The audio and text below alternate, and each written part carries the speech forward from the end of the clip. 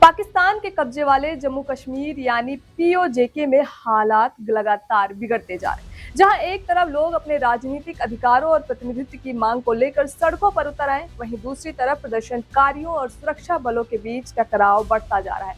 लोग पाकिस्तान सरकार और सेना के खिलाफ नारे लगा रहे हैं। सवाल ये है कि आखिर पाकिस्तान ऑक्युपाइड जम्मू कश्मीर में ऐसा क्या हुआ कि जनता ने पाकिस्तान के खिलाफ मोर्चा खोल दिया?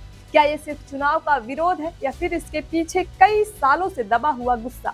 आज समझेंगे पाकिस्तान ऑक्युपाइड जम्मू कश्मीर के पूरे विवाद को। नमस्कार, आप देख रहे हैं RNTV नेशनल। मैं हूं आपके साथ प्रज्ञा पांडे।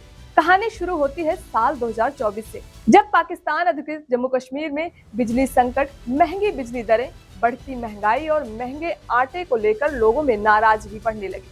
व्यापारी, छात्र और आम लोग धीरे धीरे विरोध प्रदर्शन करने लगे, लेकिन इन प्रदर्शनों का दबाने के लिए सुरक्षा बलों ने सख्ती दिखाई। यहीं से लोगों का गुस्सा और बढ़ता चला गया। इसके बाद बना ज्वाइंट आवामी एक्शन कमेटी। यह एक सिविल सोसाइटी संगठन है जो राजनीतिक अधिकारों और जनता की मांगों को लेकर आंदोलन कर रहा है।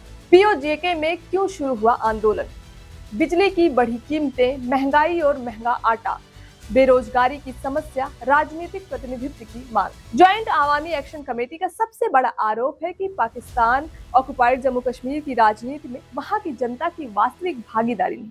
उनका कहना है कि विधानसभा में मौजूद कुछ रिजर्व सीटों के जरिए पाकिस्तान समर्थित लोगों को राजनीतिक फायदा मिलता है। पीओके की विधानसभा में कुल 52 सीटें हैं। इनमें 45 सामान्य सीटें, इसके अलावा 12 सीटें उन लोगों के लिए रिजर्व हैं जिन्हें भारत से पाकिस्तान अधिकृत क्षेत्र में जाकर बसने वाले लोग माना जाता है। ज्वाइंट आवामी एक्शन कमेटी का आरोप है कि इन्हें सीटों के जरिए पाकिस्तान की सेना वहां की राजनीति को प्रभावित करती है। इसी मुद्दे को लेकर 7 जून को बड़ा विरोध प्रदर्शन शुरू हुआ, लेकिन प्रदर्शन शुरू होने से पहले ही ज्वाइंट आवामी एक्शन कमेटी को प्रतिबंधित कर दिया गया। इसके कई नेताओं को गिरफ्तार कर लिया गया। इसके बाद आंदोलन और तेज हो गया। 8 जून को रावलकोट में प्रदर्शन के दौरान हालात सबसे ज्यादा बिगड़े। प्रदर्शनकारियों और सुरक्षा बलों के बीच हिंसक झड़प हुई। आरोप है कि सुरक्षा बलों ने प्रदर्शनकारियों पर फायरिंग की। इस पूरे घटनाक्रम में कई लोग की मौत की बात भी सामने आई। प्रदर्शनकारियों की प्रमुख मांगे: गिरफ्तार नेताओं की रिहाई, प्रदर्शनकारियों पर दर्ज केस वापस हो, गोली चलाने वालों पर कार्रवाई, रिजर्व सीट व्यवस्था खत्म हो। अब 27 जुलाई 2026 को भी पीओके विधानसभा चुनाव होने थे, लेकिन ज्वाइंट आवामी एक्शन कमेटी ने पहले ही चुनाव बहिष्कार का ऐलान कर दिया।